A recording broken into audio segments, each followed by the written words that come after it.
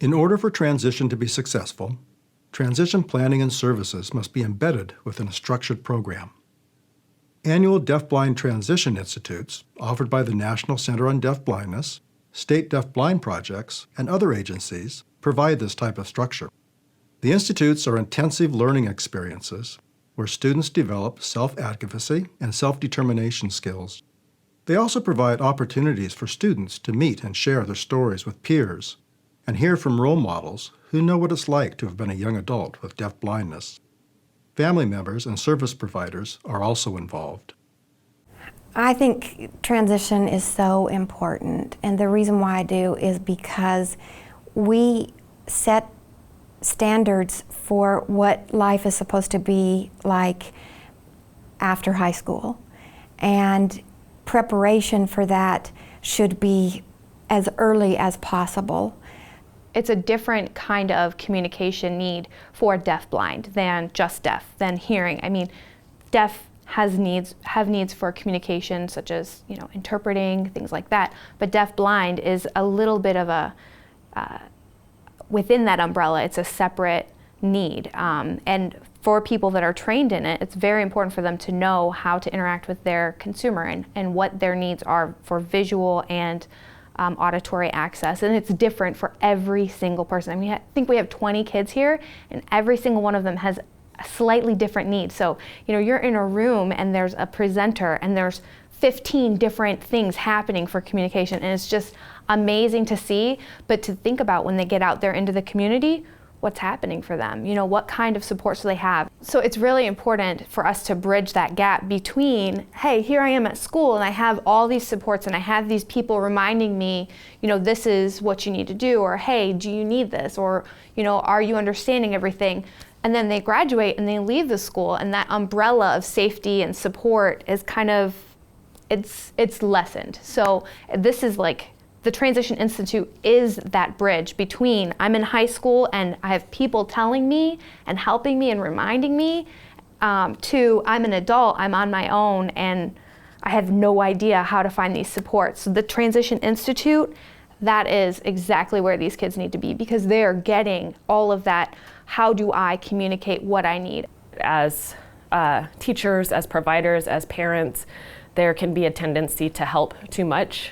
And so to be in an environment where every person who is working here has the goal of promoting independence, every person who is working here has the goal of promoting self-advocacy. And so it's constant training 24/7 on how to do that. It's really nice to see. One thing that I always say, these institutes are so transformative. We can do technical assistance, one-on-one, talking with the schools, talking with the young people, talking with the parents, and you get very slow change or progress. Here, it's magical and transformative. The amount of change that you see in 2 or 3 days, it's just phenomenal. So the transitioning for deafblind students, the Institute this weekend, the importance of that really is for both sides of the coin, for the families to be able to start letting go and to realize that their child is highly capable, and to see the other students also. Then for the students to branch out and take those risks of independence that they are going to be able to do eventually too. It's about growing up. When we take a look at offering these special retreats or special institutes, as we call them now, a lot of it is about bringing together the young people that maybe for the first time they've even heard the term deaf-blind.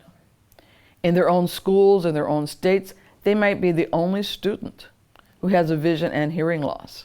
So here they can begin to form a sense of community, an identity about what it means to be deaf-blind, and not only begin to accept it, but to embrace it. So once they understand a little bit more about their challenges, they can now become advocates for those who maybe don't have as much of a voice for themselves. So they begin to learn what are some of the different issues, and that we're all deaf-blind.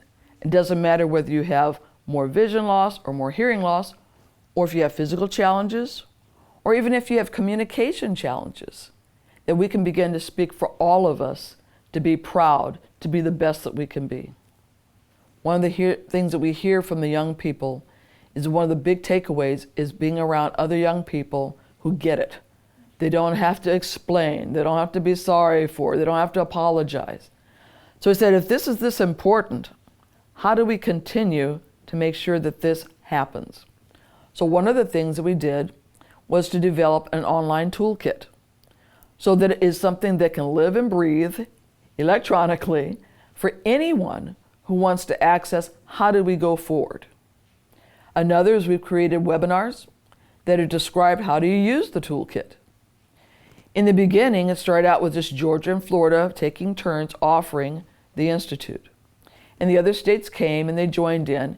And it's one thing to kind of watch and help, and it's a completely different animal to have to host it yourself. So what we learned is that we need to expand to other states to become host states. So far we've had Georgia, Florida, South Carolina, Mississippi, and now Kentucky. So as each state does the Institute, it grows, it gets better, and you have more people that are able to do it. So it's sort of like, as you see it, you grow it. And that's really important.